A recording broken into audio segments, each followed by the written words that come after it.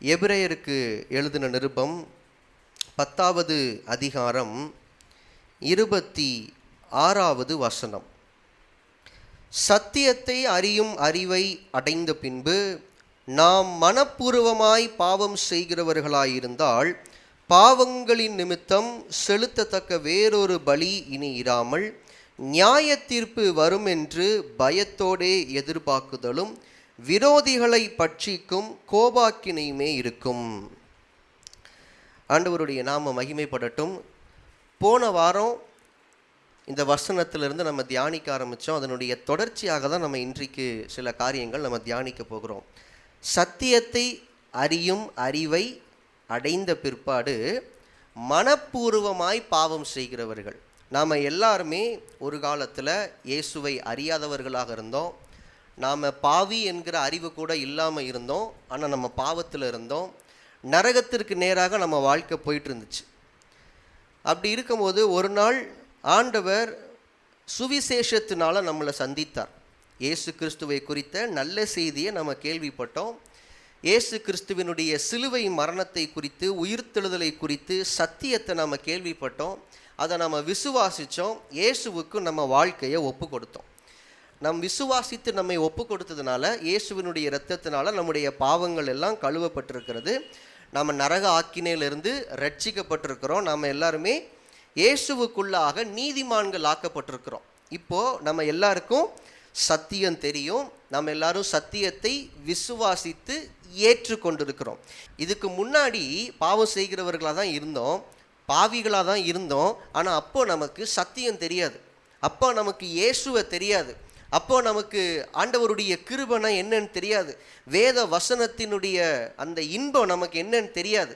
இப்படி அறியாமையினால் நம்ம நரகத்துக்கு நேராக போயிட்டு இருந்தப்ப, பாவத்தில் போயிட்டு இருந்தப்ப, நாம் பாவம் செஞ்சது பெரிய விஷயம் இல்லை. ஆனால் இப்போ நமக்கு சத்தியம் தெரியும், நமக்கு வசனம் தெரியும், நாம் ரட்சிக்கப்பட்டிருக்கிறோம். ஆண்டவர் நம்மளை இரத்தத்தினால கழுவி இருக்கிறாரு, நம்மளை சபையாக ஒன்று சேர்த்திருக்கிறாரு. நம்ம சேர்ந்து கர்த்தரை ஆராதிக்கிறோம், சேர்ந்து கர்த்தருடைய வசனத்தை நம்ம தியானிக்கிறோம், கர்த்தரோடு கூட பயணித்து கொண்டிருக்கிறோம். ஆனால் வசனம் சொல்லுது, இப்போவும் நாம் மனசு பாவத்தின் மேலே இருக்கும் அப்படின்னா நம்மளால் தேவனை விட்டு பிரிந்து போக முடியும். ஆண்டவருக்குள்ளே வந்துட்டோங்கிறதுனால இனி நீ வெளியவே போக முடியாதுன்னு சொல்லி ஆண்டவர் கேட்ட பூட்டுறது இல்லை. ஆண்டவர் அந்த அடிமைத்தனத்திலிருந்து நம்மளை விடுதலையாக்கி நமக்கு இப்போ சுயாதீனத்தை கொடுத்துருக்கிறார். We are free. மனப்பூர்வமாய் நாம் பாவம் செய்யணும்னு போனால் கூட ஆண்டவர் நம்மளை தடுக்க மாட்டார். ஆனால் அப்படி ஆண்டவரை விட்டுட்டு சத்தியத்தை அறியும் அறிவை அடைந்த பிற்பாடு மனப்பூர்வமாக பாவ வழிக்கு போகிறாங்கல்ல, அவர்களுடைய முடிவை வசனம் நமக்கு ரொம்ப பயங்கரமாக இருக்கும்னு எழுதி வச்சிருக்குது. நியாய தீர்ப்புக்கு காத்திருக்கணும், விரோதிகளை பட்சிக்கும் கோவாக்கினை அவங்க மேலே வரும். ஏன்னா அவங்களுக்கு சத்தியம் தெரியும். சத்தியம் தெரியாமல் பாவ வழியில் இவங்க போகலை, சத்தியம் தெரிஞ்ச பிற்பாடும் பாவ வழியில் போகிறாங்க. இந்த வசனத்தை பற்றி பேசும்போது நான் உங்களுக்கு யூதாஸ்காரியத்தினுடைய வாழ்க்கையை நான் உங்களுக்கு உதாரணமாக நான் காண்பித்தேன். யூதாஸுடைய வாழ்க்கையிலேருந்து ஒரே ஒரு காரியத்தை போன வாரம் நம்ம தியானித்தோம். என்ன தியானித்தோம்? யூதாஸுடைய வாழ்க்கையிலிருந்து ஒரு விஷயம். ஆமாம், யூதாஸ்காரியோத்து யார்? இயேசுவை காட்டி கொடுத்தவன். அது ஒரு பக்கம் இருக்கட்டும். யூதாஸ்காரியோத்து இயேசுவினுடைய சீஷர்களில் ஒருத்தன். யூதாஸ்காரியோத்து இயேசுவினுடைய சீஷர்களில் ஒருத்தன். இயேசு அவரோடு கூட ஊழியத்தில் இருக்கும்படிக்கு அவர் 12 பேரை அவர் தெரிந்து கொள்கிறார். அவர்களை அப்போஸ்தலர் ஆகும்படி அவர்களை தெரிந்து கொள்கிறார். அந்த 12 பேரில் ஒருத்தர் தான் இந்த யூதாஸ்காரியோத்து. இந்த யூதாஸ்காரியோத்தோட அறிமுகத்தை நீங்கள் மத்தேயுல, மார்க்கில், லூக்காவில் நீங்கள் பார்த்தீங்க அப்படின்னா எல்லா இடத்துலையுமே நீங்கள் சொன்ன மாதிரி யூதாஸுடைய பேர் கூடவே சேர்ந்து அவன் தான் காட்டி கொடுத்தாங்கிற அடைமொழியும் வந்திருக்கும். அவனை அப்போ தான் இன்ட்ரடியூஸ் பண்ணுறாங்க. இன்ட்ரடியூஸ் பண்ணும்போதே வசனம் எப்படி இன்ட்ரடியூஸ் பண்ணுதுன்னா, அவரை காட்டி கொடுத்த யூதாஸ்காரியோத்து. அவன் வாழ்க்கையும் அவ்வளோ மோசமாக போச்சு. ஆண்டவரோடு கூட பயணிச்சான். ஆண்டவர் அவனுக்கு ஏதாவது தீமை பண்ணாரான்னு கேட்டால் இல்லை. ஆனால் ஆண்டவருக்கு விரோதமாக ஆப்போசிட் குரூப் கூட ஜாயின் பண்ணி இயேசுவை காட்டி கொடுத்து இயேசுவினுடைய மரண ஆக்கினைக்கு ஒரு விதத்தில் காரணமானவனை அவன் மாறுற அளவுக்கு அவன் வாழ்க்கையில் என்ன நடந்துச்சுன்னு பார்த்தா நிறைய நடந்துச்சு. இயேசுவை அவன் காட்டி கொடுத்தாங்கிறது ஒரு நாள் ஈவெண்ட்டு, ஒரே ஒரு தடவை தான் அவன் இயேசுவை காட்டி கொடுத்தான். ஆனால் அந்த எக்ஸ்ட்ரீமுக்கு அவன் போகிறதுக்கு முன்னாடி அவன் ஏற்கனவே இயேசுவை விட்டு கொஞ்சம் கொஞ்சமாக விலகிட்டு இருந்தான். இயேசுவை விட்டு அவன் கொஞ்சம் கொஞ்சமாக விலகி தூரம் போயிட்டுருக்கிறான்னு அவனுக்கே தெரியல. ஆனால் அவனுடைய லைஃப்பை நம்ம பைபிளில் ஸ்டடி பண்ணும்போது நம்மளால் சில காரியங்களை பார்க்க முடியுது. ஓ, இந்த விஷயங்கள் அவனுக்குள்ளே இருந்திருக்கு, அவன் கொஞ்சம் கொஞ்சமாக இயேசுவை விட்டு தூரமாக விலகி போயிட்டே இருந்திருக்கிறான் அப்படின்னு. இப்போ நாம் அதை படிக்கும்போது இது நமக்கு ஒரு பாடம். யூதாஸுடைய லைஃப்பில் இருந்த விஷயங்கள் ஒருவேளை இப்போ நம்ம லைஃப்பில் இருக்குது அப்படின்னா நாம் உடனே எச்சரிக்கையாக சுதாரிச்சுக்கணும். நாமளும் நமக்கே தெரியாமல் இயேசுவை விட்டு கொஞ்சம் கொஞ்சமாக தூரமாக போயிட்டுருக்குறோம் அப்படின்னு. இப்படி யூதாஸுடைய வாழ்க்கையில் இருந்த விஷயங்களில் முதல் காரியமாக போன வாரம் என்ன படித்தோம்? அவன் மணி மைண்டடாக இருந்தான். மணி மைண்டட் அப்படின்னா பண ஆசை அப்படிங்கிற அந்த ஒரு வார்த்தையில் நடக்க விரும்பலை. நான் போன வாரம் நான் பேசும்போது உங்களுக்கு வேற ஒரு ஆங்கிளில் சொன்னேன். அவனுடைய மைண்டு எந்த அளவுக்கு பணத்தால் நிரம்பி இருந்துச்சு அப்படின்னா அவன் பார்க்கிற விஷயங்கள் எல்லாத்தையுமே பணமாக தான் பார்த்தான். யூதாஸ் இயேசுவை காட்டி கொடுப்பதற்கு வேதபாரகர், பரிசேயர்கள் இவர்களோட கூட கை கோர்க்கிறான்ல, கை கோர்க்கிறதுக்கு முன்னாடி நடந்த சம்பவமாக நம்ம மத்தேயு எழுதின சுவிசேஷத்துலேயும் சரி, மார்க் எழுதின சுவிசேஷத்துலேயும் சரி நாம் பார்க்குற ஒரு சம்பவம் என்ன அப்படின்னா, இயேசு பெத்தானியா கிராமத்தில் அவர் ஊழியத்திற்காக வந்திருக்கும் போது அந்த இடத்துல மரியாள் இயேசுவை பரிமள தைலத்தினால் அபிஷேகம் பண்ணுறாங்க. அந்த பரிமள தைலம் ரொம்ப விலை உயர்ந்த தைலம்.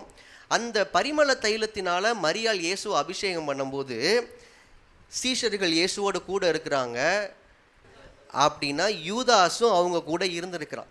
யூதாஸ் அதை பார்க்குறான். யூதாஸ் என்ன சொல்கிறான் அப்படின்னா, இவ்வளவு விலை உயர்ந்ததை இப்படி கொண்டு வந்து இயேசு கிட்ட கொடுத்து வேஸ்ட் பண்ணணுமா? இதை மட்டும் வித்திருந்தா எவ்வளவு பணம் கிடச்சிருக்கும். அதை கொண்டு போய் அநாத பிள்ளைகள் எவ்வளோ பேர் இருக்கிறாங்க, தரித்திரர்கள், வீடு இல்லாதவங்க எவ்வளோ பேர் இருக்கிறாங்க, ஆதரவு இல்லாதவங்க எவ்வளோ பேர் இருக்கிறாங்க, அவங்களுக்கெல்லாம் கொடுத்துருக்கலாமே அப்படின்னு சொல்கிறேன். மத்தேயு எழுதின சுவிசேஷம் 24வது அதிகாரம் 14வது வசனத்தில் யூதாஸ் இயேசுவை காட்டி கொடுப்பதற்கு அவர்களோடு கூட உடன்பட்டதை நம்ம பார்க்க முடியும். அதற்கு முந்தின பேசேஜ் பார்த்தீங்க அப்படின்னா இந்த சம்பவம் தான் இருக்கும். அதே போல் மார்க் எழுதின சுவிசேஷத்திலையும் 14வது அதிகாரம் 10வது வசனத்தில் யூதாஸ் பிரதான ஆசாரியரோடு, வேதபாரகர்களோடு, பரிசேயரோடு இயேசுவை காட்டி கொடுப்பதற்கு அவன் டீலிங் பேசுகிறான். அதுக்கு முன்னாடி நடந்த சம்பவத்தை நீங்கள் பார்த்தீங்கன்னா அங்கேயும் இதே சம்பவம் தான் எழுதப்பட்டிருக்கிறது. அப்போ இயேசுவை விட்டு யூதாஸ் ஏற்கனவே மனதளவில் தூரமாக போயிட்டே இருந்திருக்கிறான். இயேசுவை விட்டு அவன் தூரமாக போயிட்டு இருக்கிறாங்கிறதுக்கான ஒரு அறிகுறி தான் என்ன? பணத்தை மையப்படுத்தின எண்ணம். மத்தேயு எழுதின சுவிசேஷத்திலையும் மார்க் எழுதின சுவிசேஷத்திலையும் இந்த வார்த்தைகளை சொன்னது யூதாஸ் அப்படின்னு எழுதப்படலை. சீஷர்கள் பேசிக்கொண்டாங்க, சீஷர்கள் மனசில் யோசிச்சாங்க அப்படின்னு தான் இருக்கும். ஆனால் யோவான் எழுதின சுவிசேஷம் 12வது அதிகாரம் 6வது வசனத்தில் பார்க்கும்போது சீஷர்கள் எல்லாரும் இதை சேர்ந்து பேசலை, சீஷர்களில் ஒருவனான யூதாஸ் காரியோத்து தான் இதை பேசுனா அப்படின்னு வசனம் நமக்கு தெளிவாக கற்றுக் கொடுக்குது. அவன் திருடனானபடியினாலும் பணப்பையை வைத்து கொண்டிருந்தபடியினாலும் அவன் இப்படி சொன்னான். அவன் தரித்திரர் மேலே இறக்கப்பட்டு பரிதாபத்தினால அவன் அப்படி சொல்லலை. அவன் மைண்டு ஃபுல்லாக பணங்கிற ஒரு விஷயம் நிறைஞ்சிருந்துச்சு. அவன் மைண்ட் அந்தளவுக்கு கரப்டாக இருந்துச்சு. அதனால அவன் என்ன சொல்கிறான்? தரித்திரருக்கு இதை கொடுத்துருக்கலாமே அப்படிங்கிறான். நம்ம லைஃப்பில் நம்ம மைண்டு வசனத்தினால் மட்டும்தான் நிரம்பி இருக்கணும். நாம் ஒரு விஷயத்தை பார்க்கும்போது பணம் என்கிற கண்ணாடி வழியை பார்க்கவே கூடாது. நம்ம ஒரு முடிவு எடுக்கிறதுக்கு முன்னாடி அந்த விஷயங்களை நம்ம எப்பயுமே ஆராய்வோம். இந்த காரியத்தை நம்ம செய்யலாமா, இதை நம்ம சூஸ் பண்ணலாமா அப்படின்னு நம்ம சில விஷயங்களை தெரிந்து கொள்றதுக்கு முன்னாடி கொஞ்சம் ஆராய்வோம். அப்படி ஆராயும் போது தேவனுடைய வார்த்தை என்கிற கண்ணாடி வழியாக தான் நம்ம ஆராயணுமே தவிர ஒரு நாளும் பணம் என்கிற கண்ணாடி வழியாக நம்ம ஆராயக்கூடாது. பணங்கிற ஒரு விஷயம் மைண்டுக்குள்ளே வந்துருச்சுன்னா அது வேறு ஊன்ற ஆரம்பிச்சிடும். ஆரம்பத்தில் இது ரொம்ப ரொம்ப சின்ன விஷயமாக தான் தெரியும். வாழ்க்கைக்கு பணம் முக்கியம் தானே, நமக்கு ஒரு குடும்பம் இருக்குது, நமக்கு பிள்ளைகள் இருக்கிறாங்க, பிள்ளைகளுடைய எதிர்காலத்தெல்லாம் நம்ம யோசிக்கணும். இவ்வளவு யோசிக்கும் போது பணத்தை பற்றி எப்படி யோசிக்காமல் இருக்க முடியும்? பணத்தை சேர்த்து வைக்கிறத குறித்து, நிறைய பணத்தை சம்பாதிக்கிறத குறித்து எப்படி யோசிக்காமல் இருக்க முடியும் அப்படின்னா, இது எல்லாவற்றையும் நமக்காக யோசிக்கிறவர் ஒருவர் இருக்கிறார் என்கிற எண்ணம் நமக்கு இருக்கணும். ஒரு ஆமீன் சொல்லுங்க. ஹல்லேலூயா. இயேசு அதான் நமக்கு கற்றுக் கொடுக்குறார். நீ எதை பற்றியும் கவலைப்படாத. இன்னைக்கு உனக்கு சாப்பிட்றதுக்கு சாப்பாடு இருக்கா? அதை கொடுத்தது யாரு? கர்த்தர். இன்னைக்கு நீங்கள் சுகமாக இருக்கிறீங்களா? இந்த சுகத்தை கொடுத்தது யாரு? கர்த்தர். இன்னைக்கு நல்ல ட்ரெஸ் பண்ணியிருக்கிறீங்களா? இந்த ட்ரெஸ்ஸை உங்களுக்கு கொடுத்தது யாரு? கர்த்தர். இன்னைக்கு உள்ள தேவைகள் எல்லாம் சந்திக்கப்பட்டிருக்குன்னா அதற்கு காரணம் கர்த்தர். அப்போ நாளைய தேவையையும் கர்த்தர் சந்திப்பார் என்கிற விசுவாசம் நமக்கு இருக்கணும். ஹல்லேலூயா. இன்னைக்கு நம்ம தேவையை சந்திச்ச ஆண்டவர் ஒருவேளை நாளைக்கு நம்ம கூட இருக்க மாட்டாரு, இல்லை நாளைக்கு அவர் உயிரோடையே இருக்க மாட்டாருன்னு நீங்கள் நினச்சிங்கன்னா இன்னைக்கு நீங்கள் கவலைப்படுறதுல ஒரு நியாயம் இருக்குது. உட்கார்ந்து நாளைய தினத்தை குறித்து யோசிக்கிறது, பிள்ளைகளுடைய எதிர்காலத்தை பற்றி யோசிக்கிறது, நிறைய சம்பாதிக்கணும், நம்ம போகிறதுக்குள்ளே நம்ம பிள்ளைகளுக்கு நல்ல வீடு கட்டி வச்சிடணும், நிறைய யோசிக்கிறோன்னா என்ன அர்த்தம்? இன்னைக்கு கூட இருக்கிற ஆண்டவர் நாளைக்கு கூட இருப்பாருன்னு சொல்ல முடியாது. ஆண்டவர் கூட இருக்கும் போதே கறந்துட்டு அவரை விட்டுறணும் அப்படிங்கிற மைண்டு நமக்கு இருக்குன்னு அர்த்தம். ஆண்டவர் இன்னைக்கு நம்ம கூட இருக்கிறாருன்னா என்னைக்கும் நம்ம கூட தான் இருப்பார். ஆமென். அவர் நேற்றும் இன்றும் என்றும் மாறாதவர். பணத்தை பற்றி யோசிக்காதீங்க. கர்த்தர் பார்த்து கொள்வார். ஒரு முடிவு எடுக்கிறதுக்கு முன்னாடி ஆண்டவர்கிட்ட முழங்கால் போட்டு, ஆண்டவரே நான் இந்த முடிவை எடுக்கலாமா? அடுத்த ஸ்டெப் நான் எங்கே எடுத்து வைக்கன்னு தெரியல ஆண்டவரே. இப்படி ஒரு பிரச்சனை வந்திருக்கு, இந்த பிரச்சனையின் மத்தியில் இப்போ நான் என்ன செய்யணும் ஆண்டவரே? ஆண்டவர்கிட்ட கேட்டால் அழகாக கைட் பண்ணுவார். இப்படி பண்ணுங்க, இதை செய்யுங்க, பிஸ்னஸில் இந்த ஒரு ஸ்டெப்பை எடுத்து வைங்க, படிப்பில் இந்த படிப்பை சூஸ் பண்ணுங்க, இந்த நபரை போய் பாருங்க. ஆண்டவர் அழகாக அந்த கனெக்ஷன்ஸை ஏற்படுத்துவார். ஆனால் நம்ம சில நேரம் என்ன பண்ணிடுறோம்னா, நம்ம அனுபவத்தை வச்சு யோசிக்கிறோம். நம்ம அனுபவத்தில் நாம் கடந்து வந்தது, இல்லை நாம் மற்றவங்க லைஃப்பில் பார்த்தது, இல்லை நமக்கு ஆலோசனை சொல்கிறதுக்கு சில மனுஷங்க இருப்பாங்க, அவங்கக்கிட்ட போய் கேட்குறது, இப்படி வேறு வேறு இடங்களில் நம்ம ட்ரை பண்ணும்போது கடைசியில் எங்கே போய் நின்றுறோம்? வட்டிக்கு கொடுக்குறவங்கள்ட்ட போய் நின்றுறோம். அது லைஃப்பை இன்னும் பாதாளத்தில் தள்ளிடுது. முதல்ல ஆண்டவர்கிட்ட கையை தூக்கி முழங்கால் போட்டு அப்பான்னு கூப்பிட்டுருந்தா அழகாக நம்மளை கைட் பண்ணி நடத்தியிருப்பார். மிஸ் பண்ணிட்டோம். பணம் என்கிற விஷயத்தை நம்ம மைண்டில் ஆக்கியூபை ஆக விடவே கூடாது. வாழ்க்கையில் ஒரு அம்சமாக பணம் இருக்கணுமே தவிர வாழ்க்கையே பணம்னு ஆயிடக்கூடாது. எதை பார்த்தாலும் பணம் என்கிற பார்வையில். ஒரு ரோட்டு கடையை பார்த்தா இவன் ஒரு நாளைக்கு எவ்வளவு சம்பாதிப்பான், ஒரு கம்பெனிக்குள்ளே போயிட்டு வந்தால் இவ்வளோ பேருக்கு சம்பளம் கொடுக்குறாங்க, இவ்வளவு லோடு ஏறுது, அப்போ எவ்வளவு சம்பாதிப்பாங்க. இப்படி நம்ம எதை பார்த்தாலும் பணமாகவே பார்க்கக்கூடாது. கர்த்தர் அதை விரும்புகிறது இல்லை. பணத்தை பற்றி யோசிக்காமல் இருக்கிறதுனால நாம் யாருமே ஓட்டாண்டியாக நிற்க போகிறது இல்லை. ஏன்னால் கர்த்தரை தேடுகிறவர்களுக்கோ ஒரு நன்மையும் குறைவுபடாது. ஹல்லேலூயா. பணம் நம்ம மைண்டுக்குள்ளே ஆக்கியூபை பண்ணி நம்ம மைண்ட் எப்பயுமே ஃபினான்ஷியலாகவே யோசிச்சுட்டு இருக்கு அப்படின்னா நம்ம தெரிந்து கொள்ளணும், யூதாஸை போல நாமும் நமக்கே தெரியாமல் கொஞ்சம் கொஞ்சமாக இயேசுவை விட்டு தூரம் போயிட்டுருக்குறோம். இன்னும் சில காரியங்களை யூதாஸுடைய வாழ்க்கையிலிருந்து நம்ம தியானிக்கலாம். லூக்கா எழுதின சுவிசேஷம் 22வது அதிகாரத்தை எடுத்துக்கோங்க. லூக்கா எழுதின சுவிசேஷம் 22வது அதிகாரம் 2வது வசனத்தில் இருந்து பாருங்க. லூக்கா 22:2. அப்பொழுது பிரதான ஆசாரியரும் வேதபாரகரும் அவரை கொலை செய்யும்படி யோசித்து ஜனங்களுக்கு பயப்பட்டபடியினால் எவ்விதமாய் அப்படி செய்யலாம் என்று வகை தேடினார்கள். அப்பொழுது 12 ஒருவனாகிய ஸ்காரியோத் என்னும் மறுபேர் கொண்ட யூதாசுக்குள்ள சாத்தான் புகுந்தான். இந்த வார்த்தையை ஒரு தடவை சேர்ந்து சொல்லுங்க. யூதாசுக்குள் சாத்தான் புகுந்தான். இன்னொரு தடவை சொல்லுங்க. யூதாசுக்குள் சாத்தான் புகுந்தான். பிசாசு ஒருத்தனுக்குள்ள போயிட்டான்னா அவன் முதல்ல என்ன பண்ணுவான்? நீங்க பார்த்துருக்கிறீங்கல்ல, பிசாசை பிடிச்ச நிறைய பேரை பார்த்துருப்பீங்கல்ல. பார்த்ததே இல்லையா லைஃப்ல? சரி, மற்றவங்களை விட்டுருவோம். யூதாஸ் லைஃப்ல, யூதாஸ் ஒரு சாதாரண மனுஷன் இல்லை, அவன் இயேசுவோடு கூட இருக்கிறவன். நாம் இயேசுவை ஃபிசிக்கலாக பார்க்கல, நம்ம ஆவிக்குரிய பிரகாரம் நம்ம இயேசுவோடு கூட இருக்கிறோம். ஆனால் யூதாஸ் மாம்சத்திலே இயேசு கூட இருந்தவன். இயேசு கூடவே இருந்து 24 மணி நேரமும் இயேசு பேசுகிறத கேட்டுகிட்டே இருந்தான். எவ்வளவு கொடுத்து வச்சவன் இல்லை? நீங்களாம் பாவம், பாஸ்டர் ஃபின்னி பேசுகிற பிரசங்கத்தை தான் கேட்குறீங்க. ஆனால் யூதாஸுக்கு இயேசு தான் பாஸ்டர். இயேசுடைய பிரசங்கத்தை போகிற இடமெல்லாம் 3.5 வருஷம் அனுபவிச்சிருக்கிறான். அந்த அளவுக்கு ஒரு பெஸ்ட்டான ஒரு லைஃப் அவனுக்கு இருந்துச்சு. யூதாஸுடைய லைஃப் நம்மளை எத்தனை பேருக்கு வேணும்னு கேட்டால் நம்ம எல்லாருமே வேகமாக கை தூக்கிடுவோம்.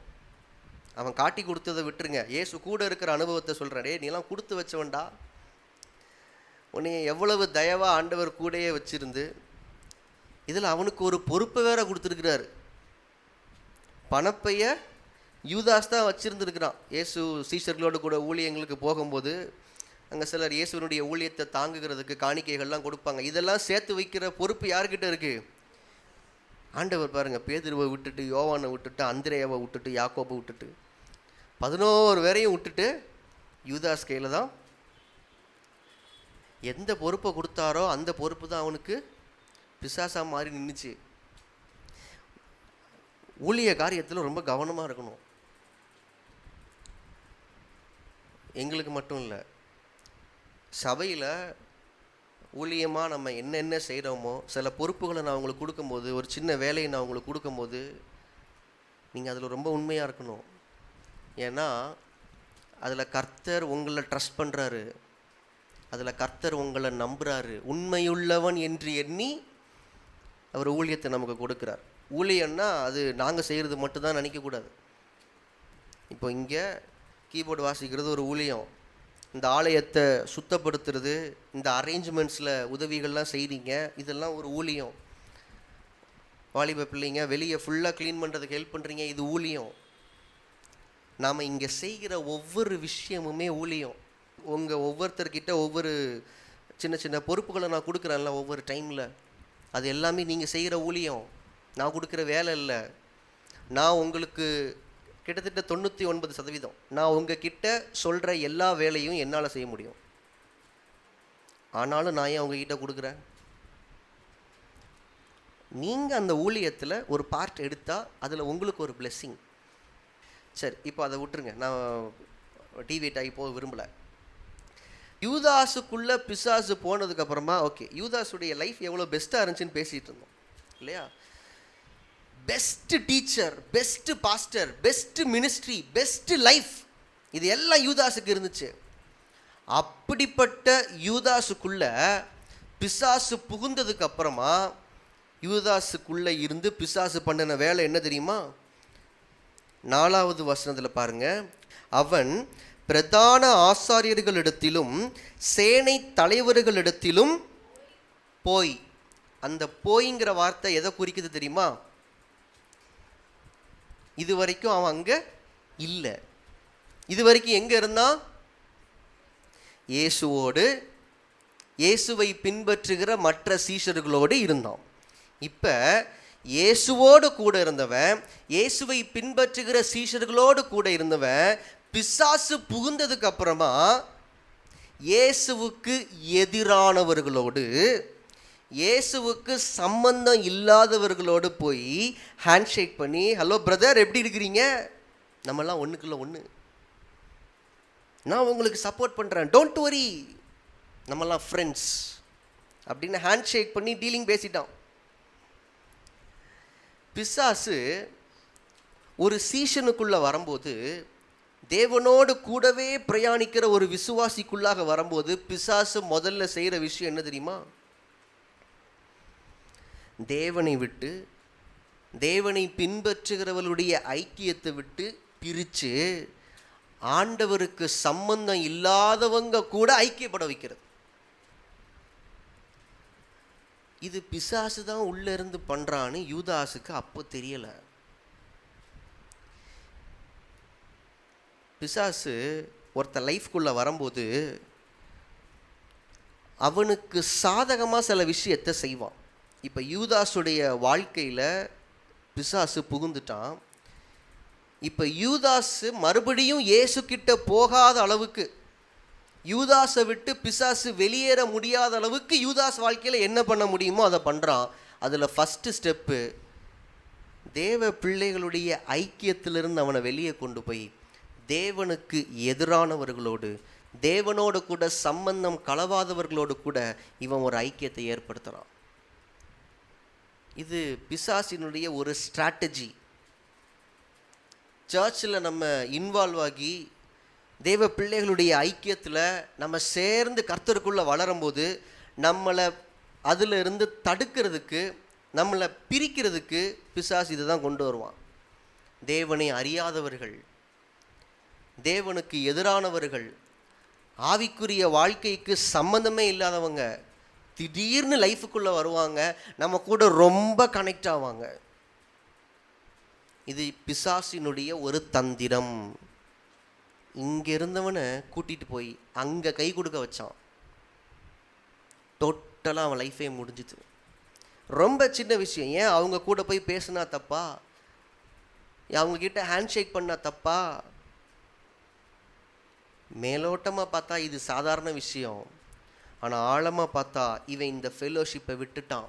அவனுக்குள்ள ஒரு தாட் வரும்போது இவன் கூட இருக்கிற மற்ற சீஷர்களோடு கூட பேசியிருந்தான்னா சீஷர்கள் நிச்சயமாக இவனுக்கு துணையாக நின்றுக்க மாட்டாங்க. இவனுக்கு அறிவுரை சொல்லியிருப்பாங்க.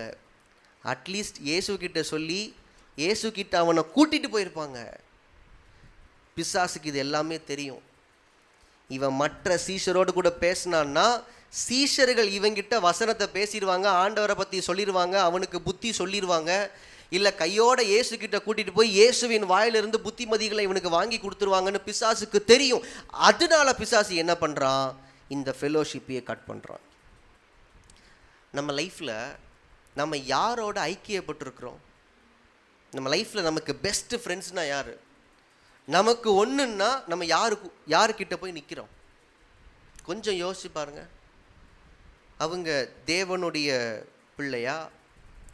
அவங்க ஒரு ஆவிக்குரிய மனுஷனா? நிறைய நேரத்தில் கிறிஸ்தவர்களாக இருக்கிறவங்க கூட ஆவிக்குரிய மனுஷர்களாக இருக்கிறது இல்லை. They are Christians. அவங்க கிறிஸ்தவர்களாக இருப்பாங்க, ஆனால் அவர்களும் உலகத்திற்கு ஏற்றபடி சிந்திப்பாங்க, உலகத்திற்கு ஏற்றபடி நமக்கு அட்வைஸ் பண்ணுவாங்க, நம்மளை கைட் பண்ணுவாங்க. நான் கிறிஸ்தவர்கள்ங்கிற வார்த்தையை நான் சொல்லவே இல்லை.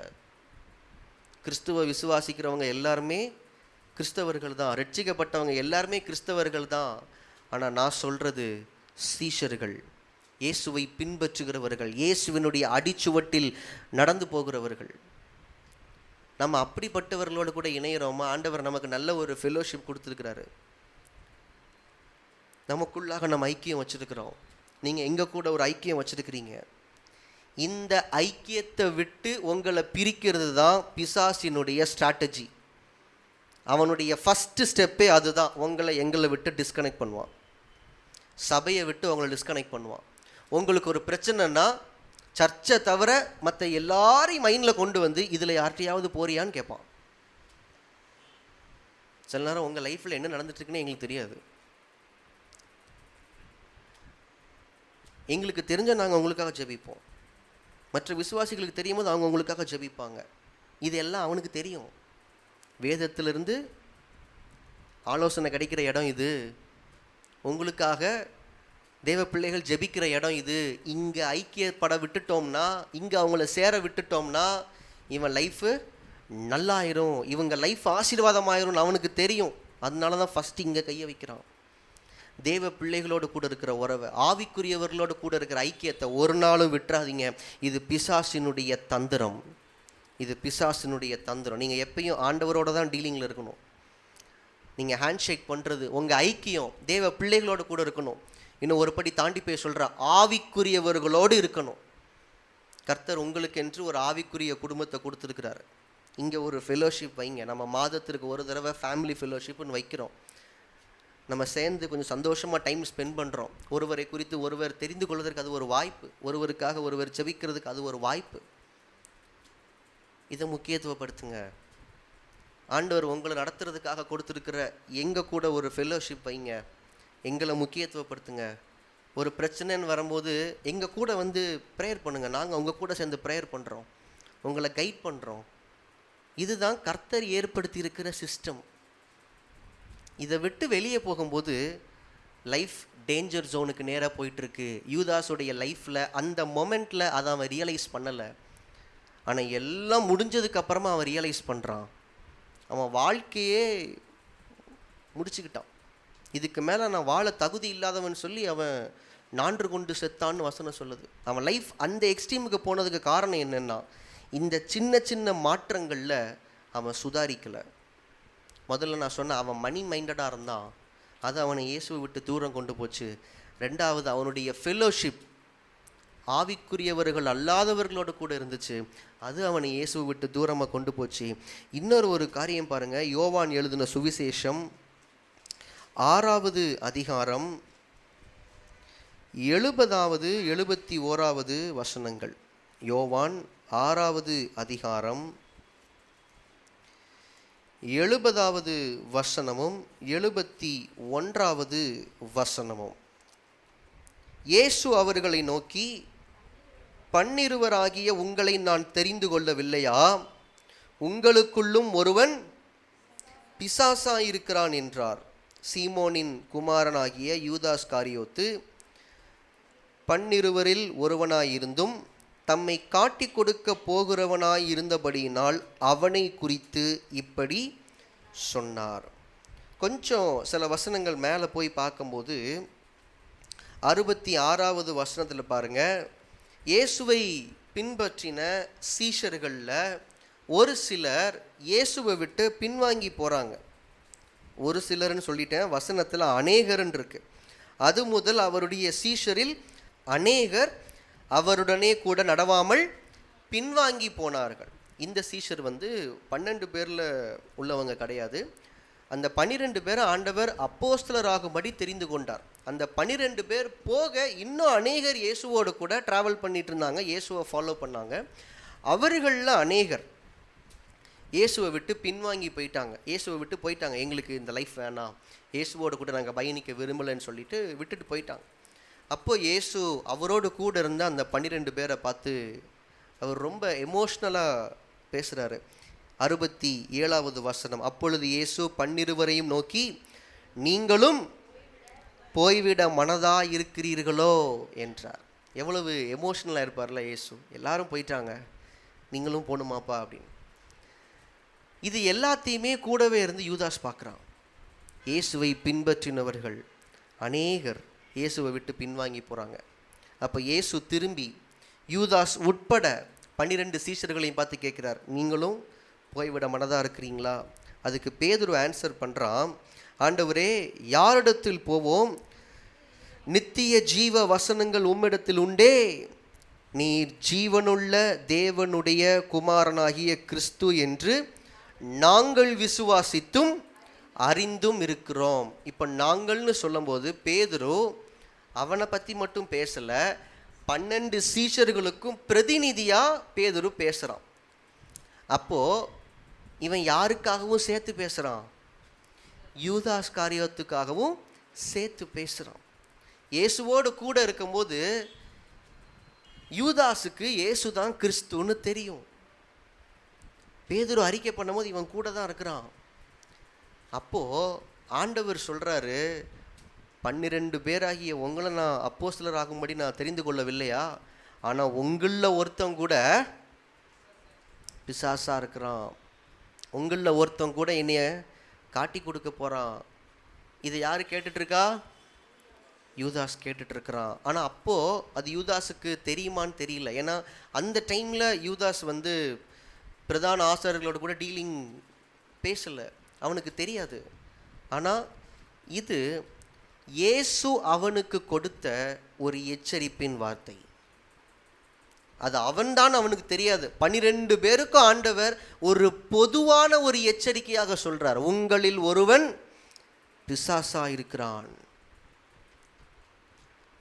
அப்போ அந்த 12 பேருக்கும் எப்படி ஃபீலாக இருக்கும் அப்படின்னா, அது நானாக இருந்துடக்கூடாது, அது நானாக இருந்துடக்கூடாது. இது ஒரு எச்சரிப்பின் வார்த்தை. ஆனால் யூதாஸ் அதை ரியலைஸ் பண்ணலை. அடுத்த சில வசனங்கள் நான் உங்களுக்கு காண்பிக்கிறேன். யோவான் சுவிசேஷம் 13வது அதிகாரத்துக்கு வாங்க. யோவான் எழுதின சுவிசேஷம் 13வது அதிகாரம் 2வது வசனத்தில் பாருங்க.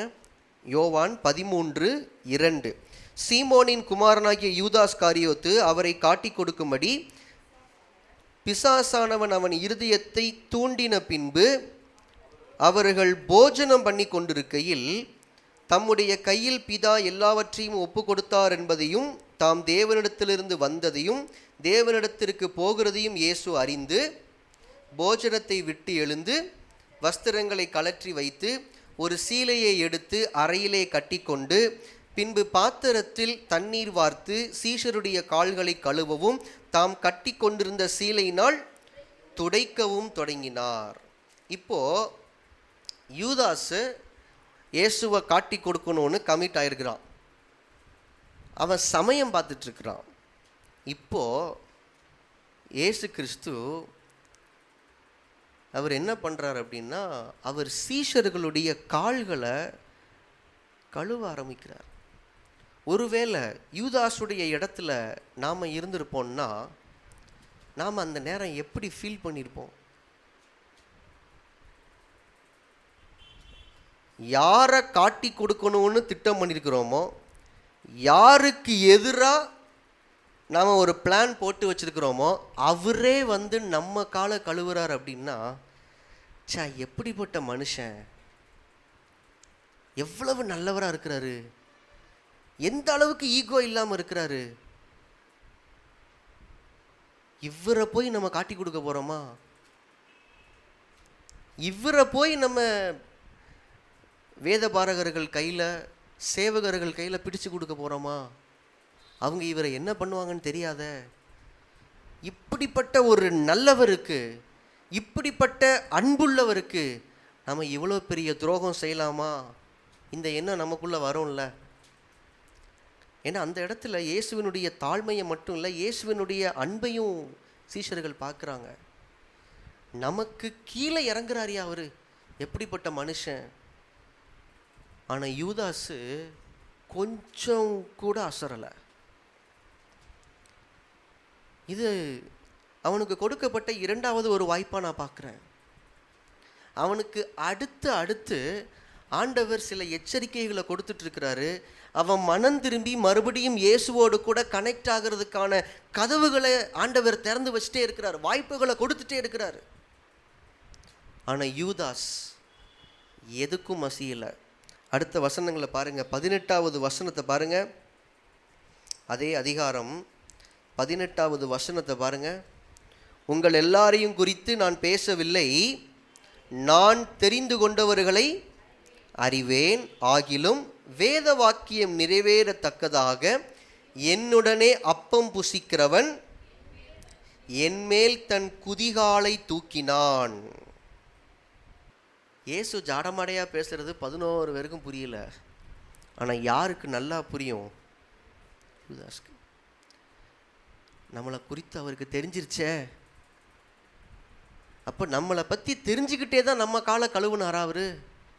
நம்மளை பற்றி தெரிஞ்சும் அவர் சீஷர்களில் ஒருத்தனா நம்மளை இன்னும் பக்கத்திலே வச்சிருக்கிறாரா? இதெல்லாம் யோசிக்கவே இல்லை யூதாஸ். 21வது வசனத்தில் பாருங்க, இயேசு இவைகளை சொன்ன பின்பு ஆவியிலே கலங்கி, உங்களில் ஒருவன் என்னை காட்டிக் கொடுப்பான் என்று மெய்யாகவே மெய்யாகவே உங்களுக்கு சொல்லுகிறேன் என்று சாட்சியாக சொன்னார். அப்பொழுது யாரை குறித்து பேசுகிறாரோ என்று சீஷர்கள் ஐயப்பட்டு ஒருவரை ஒருவர் நோக்கி பார்த்தார்கள். அந்த சமயத்தில் அவருடைய சீஷரில் இயேசுவுக்கு அன்பாயிருந்த ஒருவன் இயேசுவின் மார்பிலே சாய்ந்து கொண்டிருந்தான். யாரை குறித்து சொல்லுகிறார் என்று விசாரிக்கும்படி சீமோன் பேதுரு அவனுக்கு சைகை காட்டினான். அப்பொழுது அவன் இயேசுவின் மார்பிலே சாய்ந்து கொண்டு, ஆண்டவரே, அவன் யார் என்றான். இயேசு பிரதியுத்தரமாக, நான் இந்த துணிக்கையை தோய்த்து எவனுக்கு கொடுப்பேனோ அவன்தான் என்று சொல்லி துணிக்கையை தோய்த்து சீமோன் குமாரனாகிய யூதாஸ் காரியோத்துக்கு கொடுத்தார். அடுத்த வார்த்தை என்னால் ஏற்றுக்கவே முடியல. அந்த துணிக்கையை அவன் வாங்கின பின்பு. இந்த அளவுக்கு அவர் எல்லாருக்கும் முன்னாடி இவனுக்கு நல்லா புரிகிற மாதிரி வெட்ட வெளிச்சமாக பேசிகிட்டு இருக்கிறாரு. இவன் தைரியமாக கையை நீட்டி இயேசு கொடுக்குற துணிக்கையை கொடுங்கன்னு வாங்குறான். எத்தனையோ முறை எச்சரிக்கைகளை மாறி மாறி இயேசு கொடுத்துட்டே தான் இருக்கிறாரு. நீ என்ன பண்ண போறன்னு எனக்கு தெரியும் யூதாஸ், ஆனால் நான் உன்னை இன்னும் நேசிக்கிறேன், நான் உன் மேலே அன்பாக தான் இருக்கிறேன், நான் உன் கால்களை கழுவுறதுக்கும் ஆயத்தமாக இருக்கிறேன். மத்தேயு 26வது அதிகாரம் 24, 25 வசனங்களை வாசிக்கும் போது அங்கே யூதாஸ் கேட்குறான், நானா ஆண்டவரே, உங்களில் ஒருவன் காட்டி கொடுப்பான்னு சொல்கிறீங்களே, அது நானா? ஏன்னா இயேசு சொன்ன உடனே எல்லாரும் கேட்க ஆரம்பிச்சிட்டாங்க, நானா நானா நானா அப்படின்னு. இவன் மட்டும் கேட்காம இருந்தா நல்லா இருக்காதுன்னு சொல்லி இவனும் கேட்குறான், நானா ஆண்டவரே அப்படின்னு. மற்ற சீஷர்கள் நானான்னு கேட்கும் போது இயேசு பதில் சொன்னாரான்னு தெரில, ஆனால் யூதாஸ் கேட்கும் போது நீ சொன்ன மாதிரி தான்ப்பா, ஏதோ தெரியாமல் தப்பு பண்ணிட்டு நானான்னு கேட்குற மாதிரி கேட்குறியப்பா யூதாஸு. மூணாவது அவன் லைஃப்பில் இருந்த பிரச்சனை இதுதான். ஆண்டவர் அவனுக்கு கொடுத்த எச்சரிப்பின் வார்த்தைகளை அவன் பெருசாக எடுத்துக்கல, அதை அவன் இக்னோர் பண்ணான். ஆனால் ஆண்டவர் யூதாஸை அப்பையும் நேசிச்சுட்டு தான் இருந்தார். அவனுக்கு வாய்ப்புகளை கொடுக்குறாரு. இதெல்லாம் நிறைவேறணுங்கிறது தேவனுடைய திட்டம்ப்பா, ஆனால் அது என் கூடவே இருந்த ஓ மூலமாக நிறைவேறதை பார்க்கும்போது ஓ லைஃபுக்காக நான் பரிதாபப்படுறேன். யாரால் மனுஷகுமாரனுக்கு இப்படி நடக்குதோ அவனுக்கு ஐயோங்கிறார் இயேசு. ஆண்டவர் அவனுக்கு கொடுத்த எச்சரிப்பின் வார்த்தைகளை இக்னோர் பண்ணுறான். நிறைய காரியங்களை கர்த்தர் நம்மோட கூட தெளிவாக பேசுகிறாரு, நமக்கு கற்றுக் கொடுக்குறாரு. பல வார்த்தைகளை ஆலோசனையாக கொடுக்குறாரு, பல வார்த்தைகளை எச்சரிக்கைகளாக கொடுக்குறாரு. எல்லா வார்த்தைகளையும் நாம் கேட்குறோம், எல்லா வார்த்தையும் நம்ம இருதயத்துக்குள்ளே போக தான் செய்து. ஆனால் எல்லா வார்த்தைகளுக்கும் நம்ம கீழ்ப்படுகிறோமான்னு கேட்டால் இல்லை. எத்தனை தடவை ஒரே வார்த்தையை ஆண்டவர் நம்மக்கிட்ட பேசினாலும் நம்ம என்ன பண்ணிட்டு தான் இருக்கிறோம்? அதுக்கு நம்ம ஒபே பண்ணுறதில்ல, ஒப்பு கொடுக்கறதில்ல. ஸ்கூலில் சொல்லுவாங்க, ஒரே விஷயத்தை திரும்ப திரும்ப சொல்லிட்டே இருக்கிறாங்க, நாங்கள் செய்யலை அப்படின்னா, என்ன செவிடங்காதில் சங்கு ஊதுன மாதிரி நான் சொல்லிக்கிட்டே இருக்கிறேன், உன் காதில் விழலையான்னு கேட்பாங்க. ஆண்டவர் அப்படி தான் பேசிகிட்டே இருக்கிறாரு. ஒரே விஷயத்தை ஏன் அவர் திரும்ப திரும்ப பேசுகிறாரு? தடவை பேசும்போதே நம்ம செஞ்சுருந்தோம்னா ரெண்டாவது தடவை அவர் பேச வேண்டிய அவசியம் இருக்காதுல்ல. திரும்ப திரும்ப ஒரே காரியத்தை ஆண்டவர் பேசிகிட்டே இருக்கிறாருன்னா அந்த வார்த்தைக்கு நாம் இன்னும் நம்மளை ஒப்பு கொடுக்கலன்னு அர்த்தம். ஒப்பு கொடுக்குற வரைக்கும் பேசிட்டு தான் இருப்பார். பட் ஒரு லிமிட்டு தாண்டிருச்சுன்னா நம்ம லைஃபு குழியில் கிடக்கும். யூதாஸ் தம்மோடு கூட இருந்த வரைக்குமே இயேசு சொல்லிகிட்டே தான் இருந்தார். 26வது வசனம் பாருங்க, அதே யோவான் 13வது அதிகாரம் 26வது வசனம் பாருங்க. இயேசு பிரதியுத்தரமாக, நான் இந்த துணிக்கையை தோய்த்து எவனுக்கு கொடுப்பேனோ அவன்தான் என்று சொல்லி துணிக்கையை தோய்த்து சீமோன் குமாரனாகிய யூதாஸ் காரியோத்துக்கு கொடுத்தார். அந்த துணிக்கையை அவன் வாங்கின பின்பு சாத்தான் அவனுக்குள் புகுந்தான். அப்பொழுது இயேசு அவனை நோக்கி, நீ செய்யணும்னு முடிவு பண்ணிட்ட, நான் பல தடவை உனக்கு ஜாடமாடையா உங்ககிட்ட பேசினேன், மற்றவங்களுக்கு புரியாமல் உனக்கு மட்டுமே புரிகிற மாதிரி உன்கிட்ட பல தடவை நான் பேசினேன். அந்த எச்சரிப்பின் வார்த்தைகள் எல்லாத்தையும் நீ தட்டிட்டு இப்போவும் ஓ முடிவில் தான் நீ ஸ்ட்ராங்காக இருக்கிற. சரி, நீ செய்கிறத சீக்கிரமாக செய். கடைசி வார்னிங் இதுதான் ஆண்டவர் அவனுக்கு கொடுக்குறான். அந்த துணிக்கையை நான் யாருக்கு கொடுக்குறேனோ அவன்தான் சொல்லிட்டு அந்த துணிக்கையை அவன்கிட்ட நீட்டுறாரு. யூதாஸ் இடத்துல நான் நின்றுருந்தேன்னா ஆண்டவரேன்னு காலில் விழுந்திருப்பேன். ஆனால் அவன் அதை செய்யலை. கடைசி வார்னிங் வரைக்குமே தள்ளி விட்டுட்டே இருக்கிறான். வசனம் சொல்லுது, அந்த துணிக்கையை அவன் வாங்கின பின்பு சாத்தான் அவனுக்குள் புகுந்தான். முன்னாடி உள்ள வசனத்தை பாருங்கள். நான் அந்த 2 வார்த்தைகளை நான் உங்களுக்கு முன்னாடி ஒரு வித்தியாசத்தை காமிக்கிறேன். 2வது வசனத்தை பாருங்கள். 13வது அதிகாரம் 2வது வசனம். சீமோனின் குமாரனாகிய யூதாஸ் காரியோத்து அவரை காட்டி கொடுக்கும்படி பிசாசானவன் அவன் இருதயத்தை தூண்டின பின்பு. 27வது வசனத்தில் என்ன வாசித்தோம்? சாத்தான் அவனுக்குள் புகுந்தான். சாத்தானே 2 ஸ்டேஜ் வச்சுருக்கான். ஒன்று என்னது? தூண்டுறது. 2வது புகுந்துருவான். ஃபஸ்ட்டு அவன் தூண்ட தான் செய்வான்.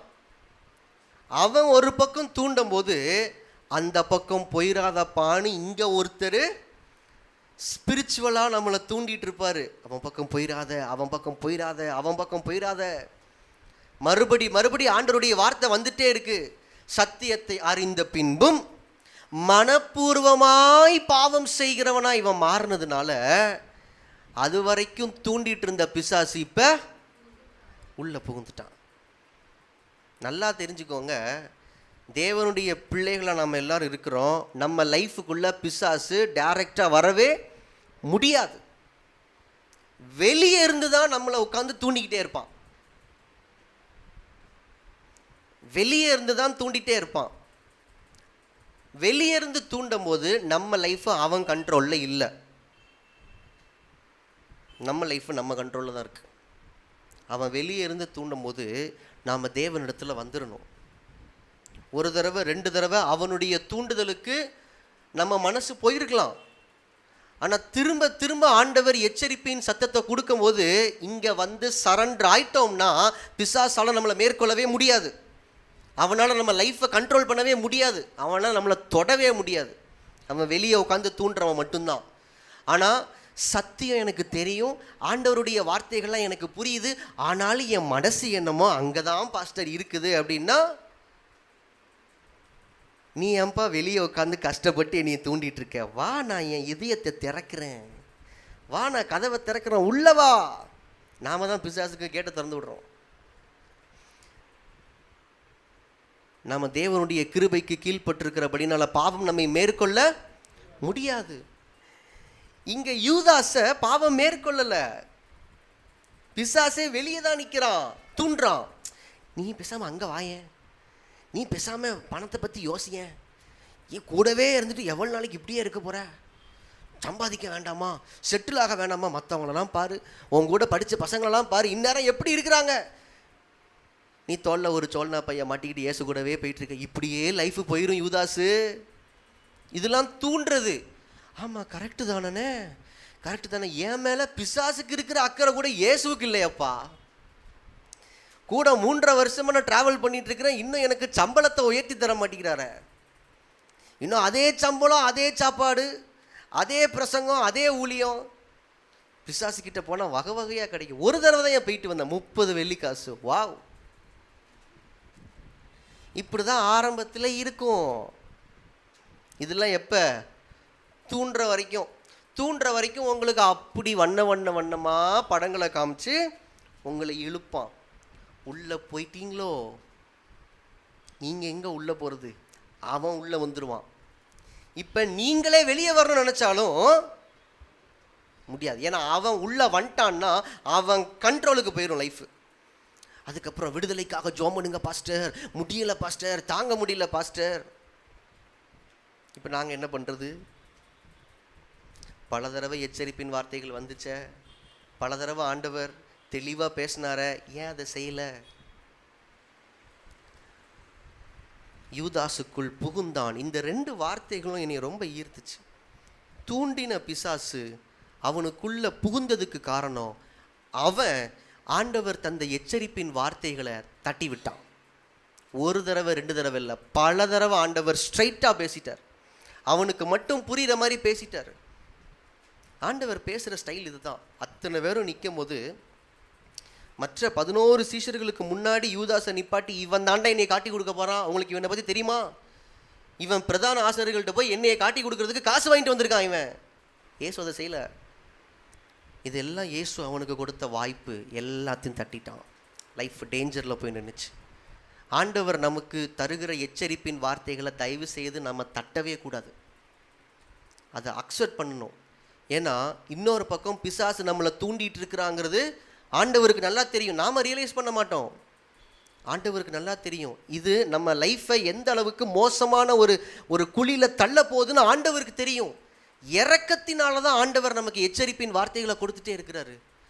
ஆண்டவர் பேசுகிற எச்சரிப்பின் வார்த்தைகளுக்கு நம்ம உடனே கீழ்ப்படிவோம்னா, லைஃப் அவருக்கு உடனே ஒப்பு கொடுத்துருவோம்னா, யூதாஸுடைய முடிவு மாதிரி நம்ம லைஃபுடைய முடிவு இருக்காது. ஒரு ஹalleluya சொல்லுங்களேன். ஹalleluya. கடைசியாக ஒரு காரியத்தை நம்ம தியானித்து முடிக்கலாம். யோவான் 13வது அதிகாரத்திலேயே 28வது வசனத்தையும் 29வது வசனத்தையும் பாருங்க. அவர் இப்படி அவனுடனே சொன்னதின் கருத்தை பந்தி இருந்தவர்களில் ஒருவனும் அறியவில்லை.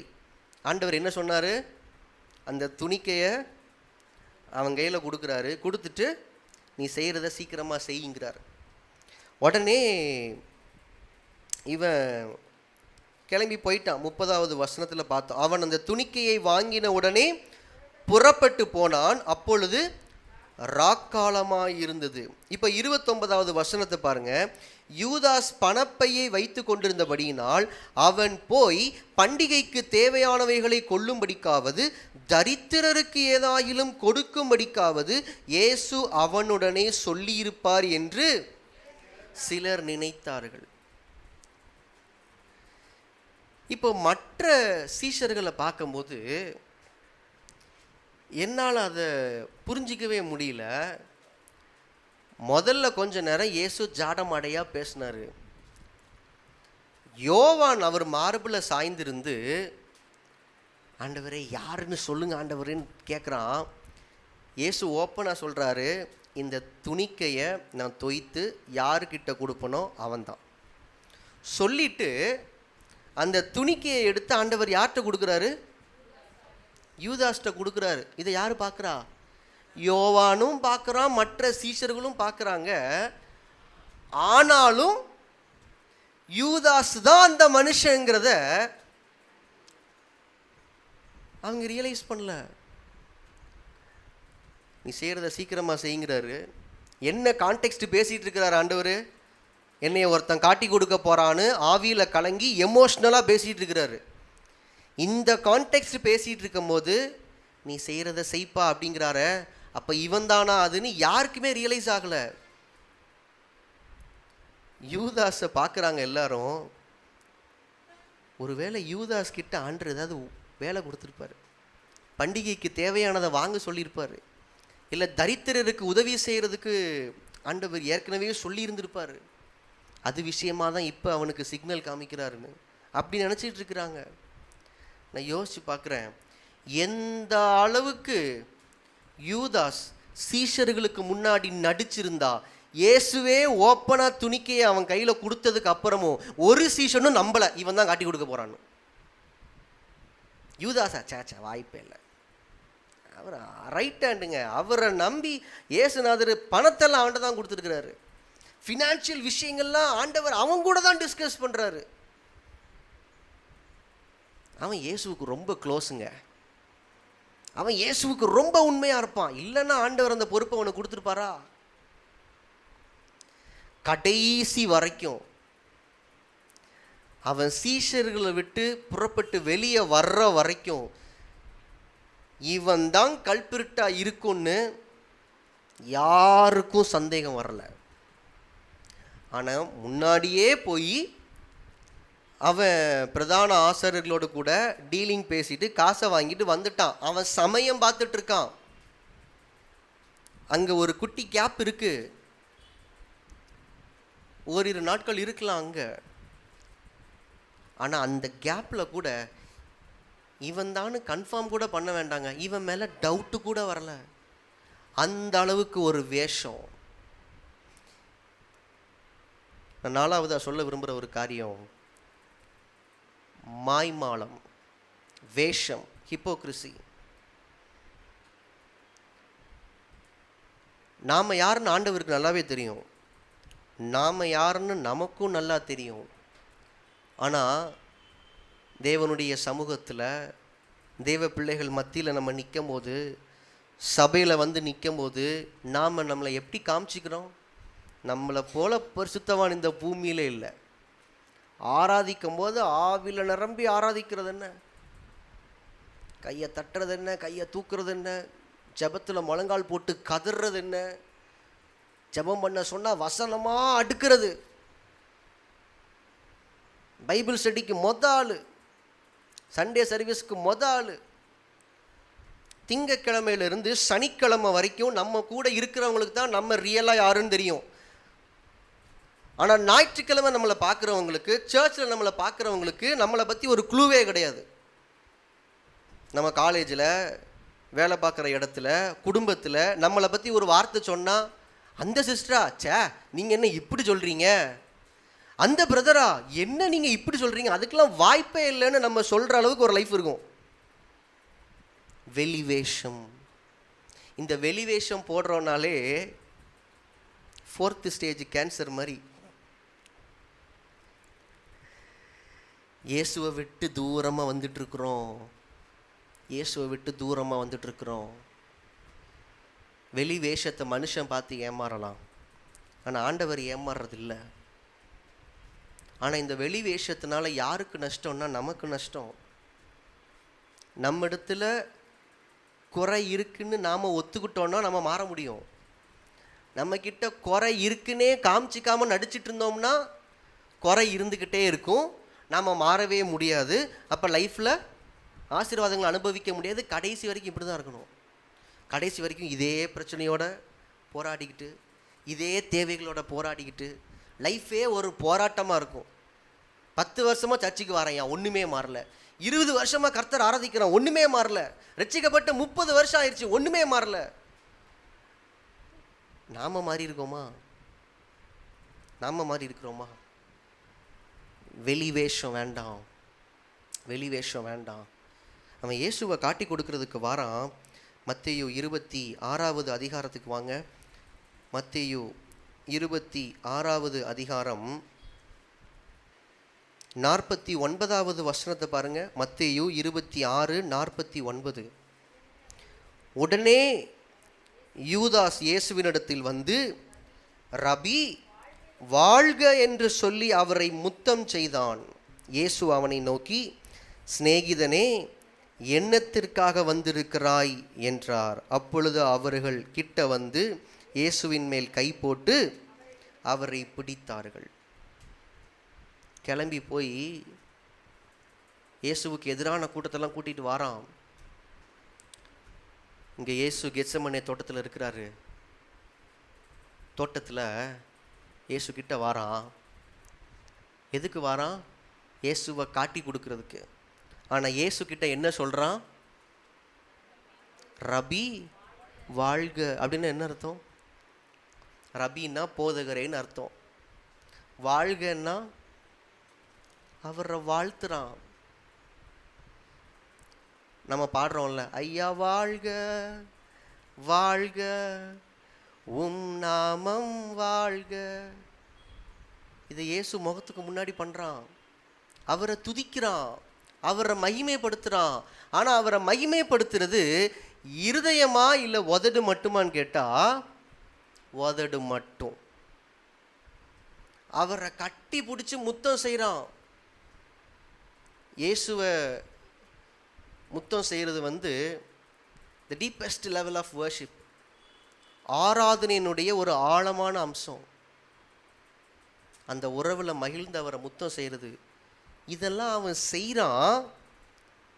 ஆனால் இதெல்லாம் வேஷம் போட்டு செய்கிறான். அவன் உள்ளம் தேவனோடு இல்லை. அவன் இருதயத்தில் தேவனுக்கு இடம் இல்லை. தேவனுக்கு இடம் இல்லைன்னா அவன் தேவனுக்கு இடம் கொடுக்கல, தேவனுடைய வார்த்தைக்கு இடம் கொடுக்கல. அவன் பிசாசுக்கு இடம் கொடுத்துட்டான், பாவத்துக்கு இடம் கொடுத்துட்டான். உள்ளத்தில் பாவம் இருக்குது, பிசாசு இருக்குது. இப்பையும் இயேசுக்கிட்ட இந்த இவர் தான் வாங்க பிடிங்க அப்படின்னு ஓப்பனாக சொல்ல முடியல அவனால். இயேசுவுக்கு முன்னாடி, மற்ற சீஷர்களுக்கு முன்னாடி இப்பையும் ஆக்டிங், நடிப்பு. யாரை ஏமாத்துறான்? நம்ம லைஃப் நிறைய நேரம் இப்படி தான் இருக்குது. ஆண்டவருக்கு முன்னாடி அப்படி ஒரு வேஷம், மற்ற விசுவாசிகளுக்கு முன்னாடி ஒரு வேஷம். ஆண்டவரை துதிக்கிறோம், ஆராதிக்கிறோம், ஆண்டவரை முத்தம் செய்கிறோம், அவரை வாழ்கன்னு சொல்கிறோம், பாடல்களை பாடுறோம், ஜபிக்கிறோம், எல்லாம் ஓகே.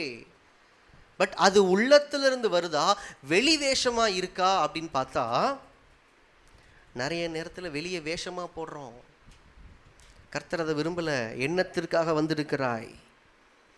ஆண்டவர் அப்படிப்பட்ட துதிகளை அங்கீகரிக்கிறது இல்லை. வெறும் உதட்டளவில் மட்டும் நம்ம ஆண்டவரை துதிக்கிறோன்னா 7 மணி நேரம் துதிச்சாலும் பிரயோஜனம் இல்லை.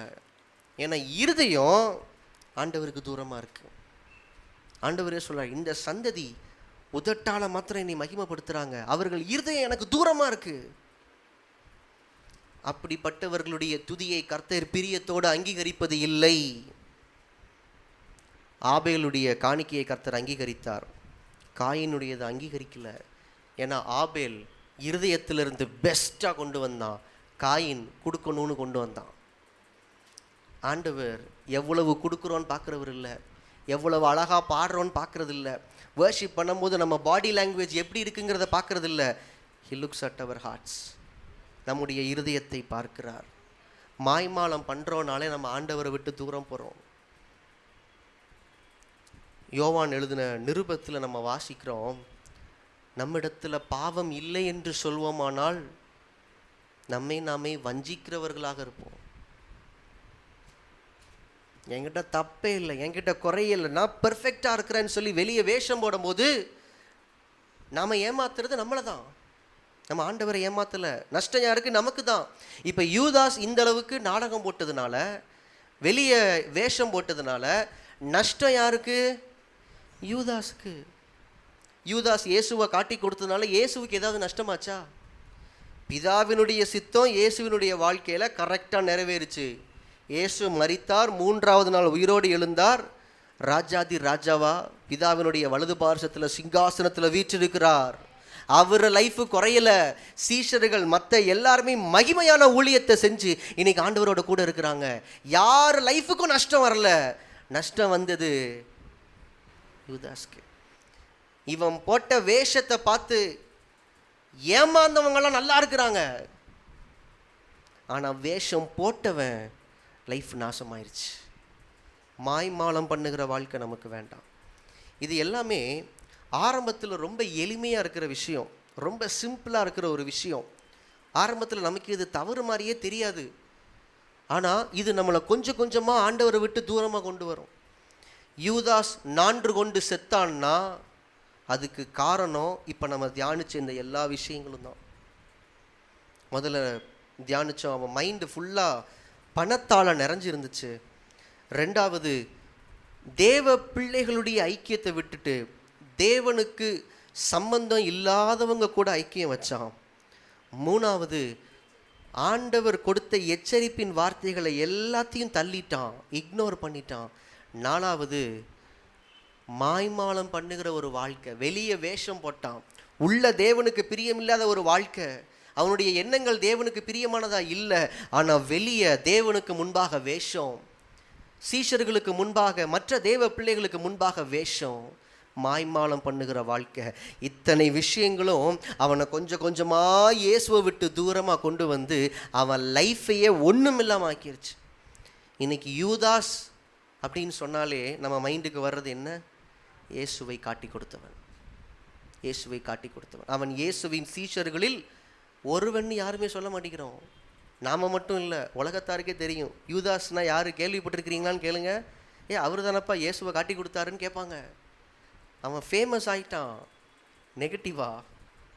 ஒருவேளை அவன் இயேசுவினுடைய எச்சரிப்பின் வார்த்தைகளுக்கு கீழ்ப்படிஞ்சிருந்தான்னா அவன் லைஃப் மாறி இருக்கலாம்.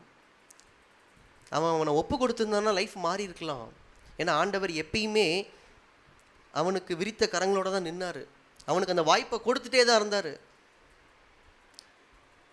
இவ்வளவு நடந்ததுக்கு அப்புறமும் அவன் மரணத்தை தேடி போகாமல் மறுபடியும் மன்னிப்புக்காக இயேசுவினிடத்தில் வந்திருந்தான்னா அவனுக்கு அங்கேயே மறுவாழ்வு கிடைச்சிருக்கும். அவன் அப்பயும் வரல.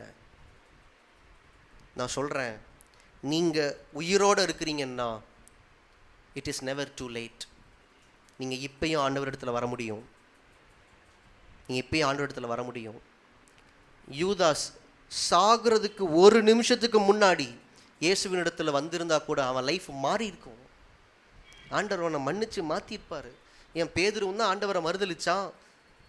ஆண்டவர் அவனை மன்னிச்சு அவனுக்கு கனமான ஊழியத்தை கொடுக்கலையா? அவன் மூலமாக பல அற்புதங்கள் அடையாளங்களை செய்யலையா? மற்ற எல்லா சீஷர்களும் இயேசுவை சேவகர்கள்லாம் வந்து கைது பண்ணோம்னா ஓடி போனாங்க, இயேசுவை விட்டுட்டு ஓடிட்டாங்க. என் மற்ற சீஷர்களெல்லாம் ஆண்டவர் மறுபடியும் ஏற்றுக்கொள்ளலையா? ஆனால் இவன் மரணத்தை சூஸ் பண்ணிட்டான். அவன் உயிரோடு இருந்த வரைக்கும் he still had a chance. நம்ம எல்லாரும் இன்னைக்கு ஜீவனோட கூட இருக்கிறோம்னா அதனுடைய அர்த்தம் எப்பொழுதும் நமக்காக தேவனுடைய கரங்கள் விரித்து வைக்கப்பட்டிருக்கிறது. அவருடைய கரங்கள் விரித்து வைக்கப்பட்டிருக்கிறது. இப்பயும் அவர்கிட்ட ஓடிட்டோம்னா நம்ம லைஃப் அவர் ஆசீர்வதிச்சு நம்ம பழைய வாழ்க்கையை மறக்க பண்ணுகிற மேன்மையான வாழ்க்கையை கர்த்தர் நமக்கு தருவார். ஆமேன். அவர் எதிர்பார்க்கிறதெல்லாம் அதுதான். மறுபடி வாய்ப்புகளை கொடுத்து நம்ம வந்துட மாட்டோமா. நிறையா நாள் நாம் அவரை ஏமாற்றி இருக்கலாம். ஆனால் இந்த நாள் நாம் நம்மை கர்த்தருக்கு ஒப்பு கொடுக்குற நாளாக இருக்கட்டும். ஆண்டவருக்கு நம்ம வாழ்க்கையை சப்மிட் பண்ணுற நாளாக இருக்கட்டும். சின்ன விஷயம் தானேன்னு சொல்லி இப்போ நம்ம இக்னோர் பண்ணோம்னா இது கொஞ்சம் கொஞ்சமாக இயேசுவை விட்டு நம்மளை தூரமாக கொண்டு வந்து யூதாஸினுடைய முடிவுக்கு நம்ம லைஃப்பை கொண்டு போயிடும். நம்ம லைஃப் அப்படி வேண்டாம். யூதாஸினுடைய வாழ்க்கை நமக்கான ஒரு எச்சரிப்பு. இன்றைக்கே கர்த்தருடைய கரங்களை நம்முடைய வாழ்க்கையை அர்ப்பணிப்போம். கர்த்தர் நம்முடைய வாழ்க்கையை ஆசீர்வதிப்பார். ஹல்லேலூயா, ஹல்லேலூயா.